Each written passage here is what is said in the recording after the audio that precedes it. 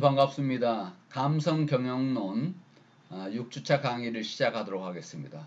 그동안 동기부여에 대해서 살펴봤고 또 동기부여에 대한 이론들을 우리가 전체 살펴봤습니다. 이번에는 그 구성원의 동기부여를 위한 제안들을 여기에서 한번 정리해 보도록 그렇게 하겠습니다. 구성원의 동기부여를 위한 제안이라고 하는 타이틀을 우리가 가지고 시작을 하는데요. 지금까지 우리가 동기부여에 대한 이해에 대해서 충분하게 알아봤고 또 다양한 이론들을 이렇게 살펴봤습니다. 그래서 동기부여를 위한 이제 제안들을 이렇게 검토해보는 시간으로 그렇게 갖도록 하겠습니다. 첫 번째는 개인차를 인정하라는데요. 모든 사람들이, 모든 구성원들이 똑같이 않다는 것을 우리는 알고 있어야 된다 하는 내용입니다. 물론 또 동기부여 이론에서 또 그걸 우리가 살펴봤습니다. 그래서 각자 사람이 다른 욕구, 다른 태도, 다른 성격, 다른 중요한 개인적 특성을 가지고 있다는 것을 우리는 인지하고 있어야 된다 하는 내용입니다. 경영자는 모든 사람은 똑같다고 생각한 게 아니라 각기 다른 욕구도 틀리고 다른 태도를 갖고 있고 다른 성격을 가지고 있고 또 다른 중요한 개인적 특성을 가지고 있다는 것을 생각하면서 동기부여에 대한 내용을 진행해야 될 것이다 하는 내용을 여기에서 첫 번째 이야기했습니다. 두 번째는 사람을 직무에 매치해라 하는 내용인데요. 직무와 사람과 직무의 조화가 동기부여에 좋다는 것입니다. 그래서 사람을 적재적소에 맞게 직무를 맡겨줘야 된다는 것이죠. 적재적소에 맡기기도 해야 되지만 또 높은 성취 욕구를 가진 사람에게는 도전적인 목표를 줘야 되고 또 충분한 능력을 가진 자에게는 자율성을 줘야 되고 또 피드백이 주어지는 직무를 줘야 된다는 것입니다. 그렇다고 해서 모든 사람이 같지는 않다 그랬죠. 모든 사람이 높은 자율성, 다양성, 책임을 주는 직무에 동기부여되지는 않는다는 것도 알 필요가 있다는 내용인데요. 그래서 그 사람에 맞게 직무를 매치시켜야 된다고 하는 부분을 여기서 강조하고 있습니다. 성격에 따라서 틀릴 수도 있겠지만 또 능력에 따라서 틀릴 수 있겠죠. 또 각기 각자의 능력도 있겠지만 또 경력에 따른 능력이 있을 수 있습니다. 신입사원은 몰라서도 못할 수 있는 내용이 될 수가 있겠죠. 그러나 중간쯤 계장이나 대리 정도가 된다면 이제 회사의 업무에 대해서 파악을 하고 있을 정도다. 이 정도는 적절하게 내용을 주어줘도 해낸다. 그럼 고참 과장 정도 된다면 어떻게 할까? 이건 주제만 맡겨주면 목표만 주어지면 스스로 할 수 있는 능력을 가지고 있기 때문에 이런 경우는 자율성을 주는 그런 리더십이 필요할 것이다 하는 내용입니다. 그래서 여기에서 지금 구성원의 동기부여를 위한 제안이기 때문에 각 사람과 그 구성원과 직무가 조화가 되는가 하는 것을 생각해야 된다는 것입니다. 그 능력이 우수하고 성취 욕구가 높은 사람은 도전적인 목표를 줘야 된다고 하고 그렇지 않는 사람한테는 더 낮은 목표를 줘야 된다고 하는 것입니다. 또 어떤 그 사람의 취향이나 성격이나 특성에 따라서 업무를 매칭을 시키는 것 이것이 동기부여에 중요한 역할을 한다 하겠습니다. 그 다음에 목표를 이야기하라고 하는 부분인데요. 목표를 설정하는 부분은 이 앞전에 여러분들이 이 앞전 시간에 배웠죠. 그래서 목표 관리를 대해서 이야기를 했었는데요. 이 목표 관리는 꼭 있어야 되겠다 하는 내용인데요. 특정한 목표를 가지고 목표 달성을 위해서 올바른 방향으로 잘 나가고 있는지 피드백 해주기 위해서는 일정한 특정한 목표가 주어져야 된다는 것입니다. 목표가 없는 것은 마침 등대가 없는 배를 가지고 항해하는 그런 입장이 되게 되기 때문에 꼭 목표를 설정을 해야 된다 하는 내용입니다. 그래서 직무에 매치시키고 목표를 이용해라는 것. 첫 번째는 개인차를 인정하는 거고, 두 번째는 사람을 직무에 맞게 매칭시켜라는 거고, 세 번째는 목표를 이용하라는 것입니다. 이 내용들은 지금 우리가 이론에서 나왔던 내용들을 종합적으로 지금 정리해서 이야기하고 있다, 이렇게 생각하면 되겠습니다. 네 번째는 구성원에게 목표 달성에 대한 확신을 심어줘야 한다는 것입니다. 그래서 구성원이 목표 달성을 목표가 주어지면, 특정 목표가 주어지면 목표를 달성할 수 있다는 확신을 심어줘야 된다는 것이죠. 목표는 충분히 달성할 수 있다는 어떤 그런 확신을 심어준 것과 안 심어준 차이는 굉장히 크더라는 것입니다. 목표가 달성 가능하다 하더라도 불가능하다고 믿는 구성원들은 노력이 덜 하더라는 것이죠. 그래서 확신을 갖고 목표 달성을 위해서 과업을 수행할 수 있도록 목표 달성에 대한 확신을 심어주는 것, 이것이 중요하다는 것입니다. 이건 나도 힘든 목표야 이렇게 했을 때는 더더욱 구성원은 열심히 않겠죠. 그래서 실제 달성 가능하다는 확신을 심어주는 것, 이것이 경영자의 역할이다, 이렇게 보면 되겠습니다. 다섯 번째는 보상은 개별적으로 하라 하는 내용인데요. 구성원의 개인차를 파악해서 보상도 개인적으로 맞도록 하는 것이 중요하더라 하는 내용입니다. 지금 그 전에 동기부여 이론에서 다양한 걸 살펴봤습니다만은 전체적이고 포괄적으로 주는 것보다는 개인적 보상은 개별적으로 하는 것이 효과가 있다는 것을 우리는 볼 수 있었습니다. 그래서 보상은 급여라든가 포상이라든가 인정, 원하는 지위, 자율성, 참여도, 이런 것들이 개인에게 맞도록 해야 된다고 하는 것입니다. 그래서 보상은 개별적으로 하라 하는 내용입니다. 여섯 번째는 성과와 보상을 연결시키라는 내용인데요. 성과에 대해서 그에 상응하는 보상을 주어야 한다 하는 내용입니다. 보상이 주어지지 않았을 경우 내용은 아주 그 몰입도가 떨어지더라 하는 내용을 이야기했는데요. 그 보상 중에는 우리가 동기부여를 배운 보상에서 보았듯이 내재적 보상과 외재적 보상이 있었는데요. 이 두 가지가 균형을 이루어서 즉각적인 성과 보상이 이루어져야 된다 하는 내용입니다. 내재적인 보상은 여러분들하고 공부했듯이 개인의 어떤 감정에 관련된 내용들, 이런 것들이고, 외재적 보상은 급여라든가 포상이라든가 이런 것들을 이야기하죠. 이런 것들이 한쪽으로만 치우쳐도 안 되겠다. 그래서 균형을 통한 성과 보상이 즉각적으로 이루어져야 직무의 몰입도가 높아지고 동기부여가 되더라는 것입니다. 그 다음에 일곱 번째는 시스템의 공정성을 점검하라는 것인데요. 대부분 지금 구성원의 가장 조직의 연구 내용이 뭐냐면 공정성입니다. 그래서 구성원들은 우리가 공정성을 이야기했듯이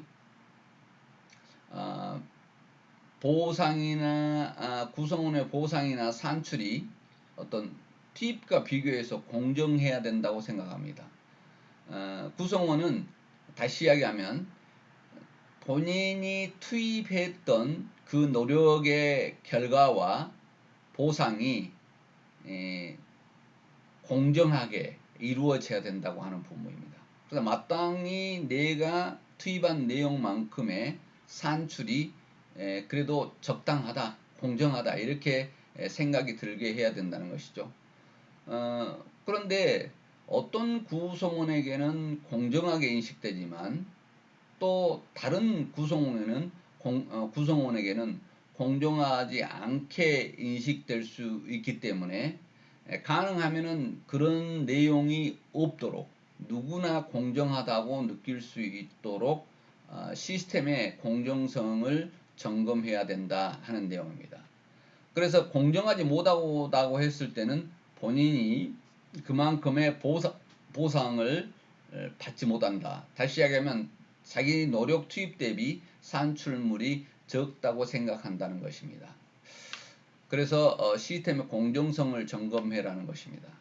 여덟 번째는 관심과 배려를 지속적으로 표현해야 된다고 하는 부분인데요.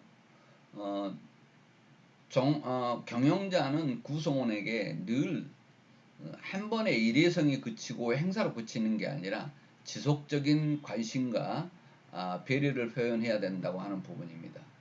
자신들을 이렇게 돌봐주는 경영자를 위해서 더 열심히 일한다는 것이죠. 경영자들이 구성원에게 관심과 배려를 아끼지 않으면 구성원들은 경영자에게 존경과 헌신으로 보답하게 된다는 것입니다. 그래서 한 번씩 불러서 이야기해주고 메일을 보내거나 메시지를 보내주거나 SNS 통해서 공유하거나 아니면 어떤 동호회 자리에서 자리를 하거나 이렇게 했던 것, 이런 관심과 배려가 엄청나게 구성원에게는 중요한 힘이 되고 또 거기에서 경영자에 대한 존경과 헌신의 내용으로 보답을 하는 그런 내용을 우리가 볼 수 있었다는 것입니다. 아홉 번째는 금전을 무시하지 말라는데요. 또 너무 감성 경영으로 치우치다 보니까 금전은 전혀 필요 없다고 생각할 수 있는데 이것도 필요하면서 감성 경영도 필요하다고 하는 내용인데요. 그래서 내재적 보상과 외재적 보상인데 이 두 가지 중에 금전이라고 하는 것은 외재적 보상에 해당이 되겠죠. 많은 사람들이 금전은 기본적인 욕구 충족을 위한 중요한 수단일 수밖에 없습니다. 그래서 금전이 동기부여의 중요 수단은 아니지만 무시할 수 없는 요소임을 기억하고 있어야 된다. 이렇게 생각하면 되겠습니다. 그래서 돈을 주지 않는다면 월급쟁이가 어느 누구도 일하러 나오지 않을 것입니다. 그래서 금전적인 어떤 충족의 내용은 기본으로 어느 정도는 깔고 가면서 내재적인 충족을 보상을 해줘야 된다 하는 내용을 여기서 이야기하고 있습니다. 지금까지 우리가 살펴봤던 게 구성원의 동기부여를 위한 제안에 대해서 살펴봤는데요. 큰 타이틀만 다시 한번 정리를 하도록 하겠습니다. 왜냐하면 숲을 보다가 나무를 보면 여러분들이 숲을 잃어버리는 경우가 생겨요. 그래서 세부적인 내용으로 지금 여러분들에게 이야기를 들어가다 보면 큰 틀을 또 기억을 할 수 없기 때문에 큰 타이틀로 정리를 해보도록 하겠습니다. 구성원의 동기부여를 위한 제안인데 구성원들에게 어떻게 하면 동기부여를 할 것인가 하는 부분은 우리가 그냥 여기에서 9가지를 요약한 게 아니고 그 전에 동기부여에 대한 공부를 했고 또 다양한 동기부여에 대한 이론들을 살펴보았는데 여기에서 주요한 내용들을 요약해 본 것입니다. 그래서 동기부여를 위해서는 개인차를 인정하자 하는 내용입니다. 모든 사람이 똑같지 않다. 각자의 욕구가 다르고 태도가 다르고 성격이 다르고 또 중요한 개인적 특성들이 각각이 다르다는 것을 인정해야 된다고 하는 부분입니다. 두 번째는 사람을 직무에 매치시켜라. 그런데 적절하게 그 사람에게 최적의 직무를 주는 것이 중요하다는 것이죠. 경력자와 경력이 많지 않은 사람, 그리고 능력이 높은 사람과 능력이 낮은 사람, 성취 욕구가 높은 사람과 낮은 사람, 이런 사람을 생각하면서 직무에 매치시켜라 하는 내용을 이야기했습니다. 그 다음에 목표를 이용하라고 그랬는데요. 모든 일에는 목표가 있어야 됩니다. 그래서 기본적인 목표 설정은 있어야 될 것이다. 그래서 어떻게 하면 목표 설정을 해서 그 방향으로 잘 갈 수 있을 것인가, 목표 달성을 위해서 잘 갈 수 있을 것인가, 경영자는 피드백하고 있어야 된다 하는 내용입니다. 그 다음에 네 번째는 목표를 설정했다면 목표 달성에 대한 경영자는 구성원에게 그 달성 확신을 시켜줘야 된다. 그래서 목표 달성에 대한 확신을 심어주지 않으면 오히려 달성 가능한 목표도 구성원들은 아유 뭐 힘든 목표니까 열심히 할 수 없다 이렇게 생각할 수 있다는 것입니다. 그래서 목표 달성에 대한 확신을 심어주는 것, 이게 중요하다는 것이죠. 다섯 번째는 보상은 개별적으로 하라 내용입니다. 이론을 쭉 살펴본 결과 전체적으로 덩어리로 줬을 때 오히려 크게 효과를 보지 못한 내용들을 우리는 볼 수 있었습니다. 그래서 각 구성원들의 개인차를 파악해서 개인에 맞도록 보상을 해야 된다 하는 내용입니다. 여섯 번째는 성과가 있으면 분명히 보상과 연결을 시켜라는 것이죠. 그래서 내재적인 보상과 외재적인 보상을 균형을 통해서 해야 된다 하는 내용을 이야기했습니다. 일곱 번째는 시스템의 공정성을 점검하라고 그랬는데요. 이 사람이 구성원이 어떤 본인이 했던 투입, 노력이라든가 능력, 기술을 발휘했던 투입 대비 산출이 공정한가를 사람들은 생각하게 한다는 것이죠. 그래서 거기에 대한 보상이 공정성이 있는가를 봐야 되는데 더더욱 중요한 것은 이 공정성이 어떤 구성원에는 공정하게 인식된데 또 어떤 다른 구성원에게는 공정하지 않게 인식될 수 있기 때문에 최대한 누구나 공정할 수 있게 공정하다고 인식될 수 있는 시스템의 공정성을 점검해야 된다 하는 내용입니다. 그 다음에 여덟 번째는 관심과 배려인데요. 경영자가 얼마나 1분만 투자를 해도 관심을 가져줘도 구성원들은 굉장히 더 열심히 일하더라. 그래서 관심과 배려를 지속적으로 아끼지 않아야 된다 하는 내용이었습니다. 아홉 번째는 너무 내재적인 보상에만 충실하다가 외재적인 보상을 놓칠 수 있는데요. 일단은 기본으로 깔고 가야 될 것은 외재적인 보상을 생각하고 그 다음에 내재적인 보상을 하는 것, 이런 것들이 중요하다는 것이죠. 절대 무시할 수 없는 요소라고 하는 것을 기억하면 되겠습니다. 이렇게 여태 동안 동기부여 이론을 배웠는데요. 거기에 대한 이론을 바탕으로 동기부여를 위한 제안으로 9가지로 이렇게 요약을 해봤습니다. 다음은 감성을 통한 동기부여인데요. 감성을 통한 동기부여는 내재적 보상인가요? 외재적 보상인가요? 내재적 보상에 해당이 됩니다. 외재적 보상은 급여라든가 승진이라는 이 내용인데 감성을 통한 것은 어떤 내재적인 거다 이렇게 보면 되겠습니다. 많은 기업들이 이런 경영 환경이 어렵다 보니까 감성 경영에 대한 이쪽에 투자를 많이 하지 못합니다. 비용에 민감도가 있기 때문에 기업이라고 하는 것은 경영을 하는데 이익 창출을 해야 되는데 이쪽에 비용이 들어갈 수 있는 내용들이기 때문에 굉장히 적극적으로 하지 못한다는 것이죠. 그런데 이 감성 경영이 얼마나 중요한가를 인식한 기업들은 어려울수록 우수한 인재 확보를 위한 투자를 하고, 감성 지능이 특출한 우수한 인재를 확보하기 위해서 투자하고, 또 구성원들이 자발적인 헌신, 몰입을 유도하기 위해서 보상을 소홀히 하지 않더라는 것입니다. 그래서 늘 이 부분에 대한 내용을 신경 쓰지 않으면 안 된다는 내용입니다. 그런데 그 전에 사례에서도 보았듯이 구성원들의 동기부여는 금전적 보상만이 효과가 있다는 착각에서 우리를 벗어나게 했습니다. 그래서 금전적 보상만 그렇게 계속해서 했더니 인센티브 제도 내용들이 실패를 가져왔던 사례를 이 앞전 시간에 여러분들과 이야기했습니다.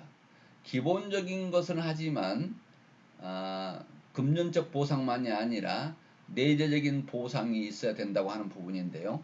그 내용들을 뒤에서 살펴보도록 그렇게 하겠습니다.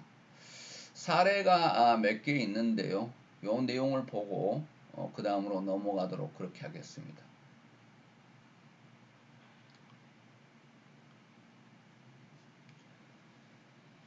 감성을 통한 동기부여인데요.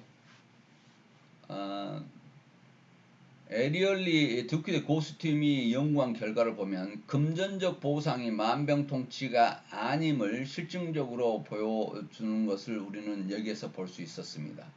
인도 마두라이에서 87명의 참여자들이 세 그룹으로 나누어서 목표를 달성하면 첫 번째 세 그룹에 나눠서 첫 번째 그룹에다가는 인도인의 하루치 급여에 해당하는 사료표를 지급하겠다, 이렇게 이야기를 했습니다. 목표를 달성했을 때. 그리고 두 번째 그룹에는 2주치 급여를 40루피 지급하겠다. 세 번째 그룹에게는 5개월치 급여를 40루피를 인센티브를 약속을 했습니다. 그런데 결과는 기업인들의 상식과는 정반대였습니다. 400루피의 인센티브를 약속받은 그룹의 성과가 최악이었다는 것이죠. 가장 많이 주는 인센티브였는데도 불구하고 성과는 떨어졌다는 것입니다. 좋은 성과를 올린 참여자의 비중이 낮았기 때문에 회사 전체적으로 봤을 때는 오히려 성과가 떨어졌다는 것이죠. 그래서 더 높은 인센티브가 더 낮은 성과로 연결됐다는 것을 볼 수가 있는데요. 이 내용이 전체의 큰 틀을 놔두고 생산성을 생각했을 때 막연한 높은 인센티브가 전체적인 성과를 내는 데는 오히려 더 낮은 전체적인 효과를 낼 수 있다고 하는 것을 여기에서 연구 결과 발표를 했습니다. 자, 그렇게 해서 보너스 인센티브, 이 보너스 성과와 소득에 미치는 영향을 이야기했는데요. 소득을 많이 준다고 해서 성과가 많이 주면 높아갈 줄 알았는데 오히려 내려왔다고 하는 이 연구 결과가 있습니다. 지금 마지막으로 지금 6-1의 내용 사례인데요. 여기는 뉴욕시 사례입니다. 뉴욕시에 지금 그때 마이클 블룸버그 뉴욕 시장이 블루 오션을 일으킬 정도로 아주 유명한 능력을 발휘한 시장이기도 하는데요. 이 뉴욕 블룸버그 시장은 2007년도에 공립학교의 수준을 높이기 위해서 7,500만 달러를 들여서 대규모 실험을 시작합니다. 그래서 공립학교 2,000곳에 교사 2만 명이 대상으로 되었는데요. 학생의 출석률과 졸업률을 목표 달성을 하면 교사 1인당 $3,000 인센티브를 주겠다고 약속을 했습니다. 그래서 그렇게 하면 학생의 출석률을 교사들이 노력해서 높이고 또 졸업률을 높이는 그런 효과가 있을 것이라고 봤습니다. 우리나라도 일부 그런 부분이 있습니다만은 미국도 공립학교들이 학생 출석률이라든가 졸업률이 낮은 것 같습니다. 그래서 선생님들께 학생 출석률을 높이고 그리고 졸업을 못하고 끝나는 미국의 학생들이 많기 때문에 졸업률을 높이게 하면 졸업시키는 데까지 교사들이 노력하면 $3,000 인센티브를 주겠다고 이렇게 약속을 했는데요. 그렇게 하면 블룸버그 뉴욕 시장은 교사들이 인센티브를 받기 위해서 학생들을 열심히 지도할 것이라고 했는데 그리고 그렇게 성공했을 때 대상을 더 확대하겠다고 이렇게 했습니다. 그런데 뉴욕시는 2010년에 슬그머니 인센티브 제도를 폐지했습니다. 4년간 운영해 봤더니 역효과만 났다는 것이죠. 학생들의 성취도가 떨어졌다는 게 유일한 효과였다고 이렇게 토로를 했습니다. 오히려 그 효과는 떨어지더라 하는 내용을 이야기했습니다. 그래서 막연한 금전적인 보상보다는 내재적인 보상과 외재적인 금전적 보상, 이것이 밸런스를 맞춰야 된다고 하는 것을 여기서 사례를 살펴봤습니다. 여러분과 약속된 시간이 다 됐는데요. 여기에서 6-1 수업을 마치도록 하겠습니다. 비대면 강좌 듣느라고 여러분 대단히 수고했습니다.